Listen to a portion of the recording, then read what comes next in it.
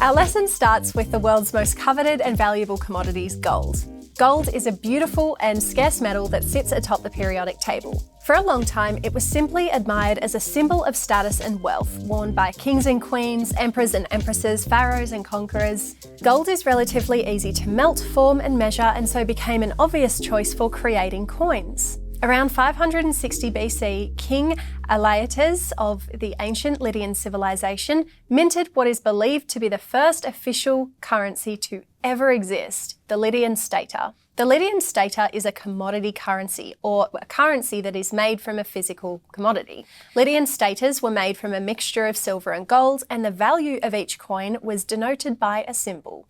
For example, 2 owls and 1 snake might buy you a clay pot at the market. Using coins to buy goods and services opened Lydia up to more trading opportunities as other countries recognised the value of gold and started to accept gold coins as payment. With its new unit of exchange in gold coins, Lydia fast-tracked to become one of the richest countries in Asia. Needless to say, gold worked and even gave rise to the concept of money itself. Gold ticked every one of the 6 key traits that makes for an ideal unit of exchange. It was durable, portable, divisible, uniform, limited in supply or scarce, and acceptable. Gold coins were universally desired and eventually became the currency of choice in other parts of the world. With everyone using the same currency, trade exploded as gold coins could be used to buy anything from exotic spices in India to silk in China.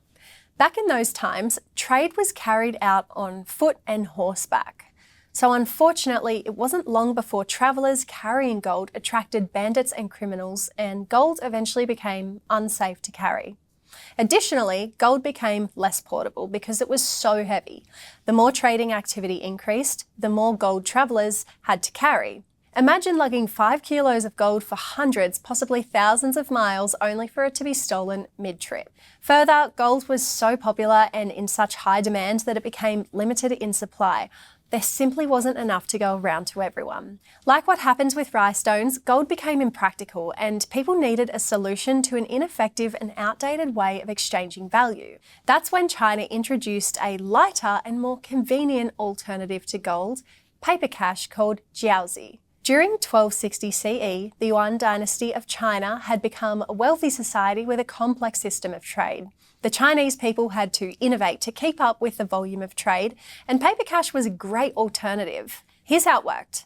Travellers would leave their gold or silver with a trustworthy agent, like a bank employee these days, who recorded the amount of gold the traveller deposited on a piece of paper known as jiaozi. The paper cash or jiaozi could then be used to buy goods and services before exchanging its equivalent value back into gold. Jiaozi is a type of representative currency. Each jiaozi represents a certain amount of gold, and people could be certain of its value because it was backed by gold. Backing a representative currency like the jiaozi with a commodity like gold ensured the value of the jiaozi and prevented any central authority like the dynasty ruler from printing jiaozi and risking inflation. You can only print as much jiaozi as the amount of gold available or in your possession.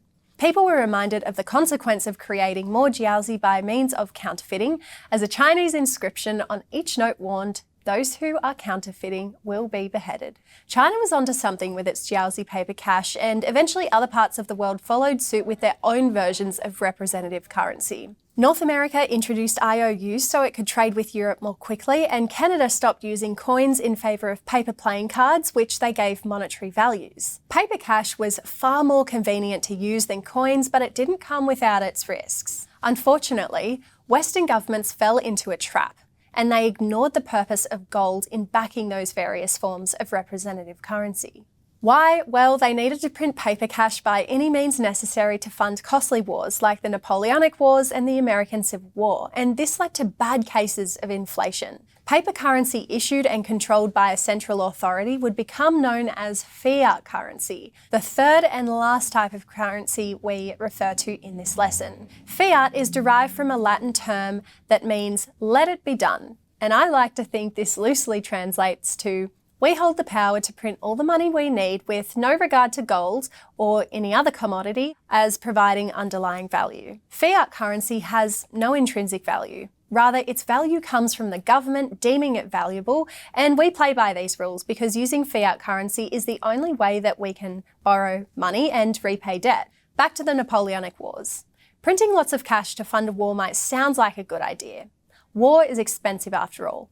But governments quickly learned that printing too much money could lead to inflation and a whole host of other problems. These lessons learned inspired the creation of one of the most iconic eras in human history called the gold standard, a system inspired by the Yuan dynasty and the Jiaozi currency, under which participating countries would link the value of their national paper, cash, to gold. For example, if the US set the price of gold at $500 an ounce, the value of $1 would be worth 1/500th of an ounce of gold. Importantly, the gold standard united countries all around the world under one common system, and if you were part of this system, you could trade more easily with other countries. In simple terms, the gold standard was like being part of one big club where everyone spoke the same language. Everyone understood the universal value of gold and therefore understood gold's relative value to each national currency. During the gold standard era, countries traded peacefully, openly, and freely, leading to an explosion of wealth. Austrian economist Ludwig van Mises commented,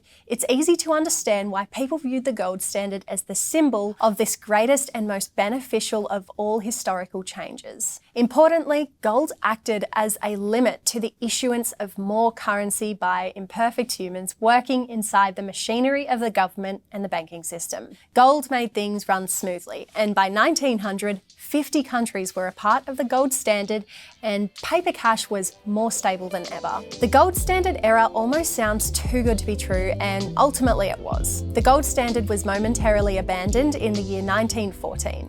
Any guesses why? See you in the next lesson.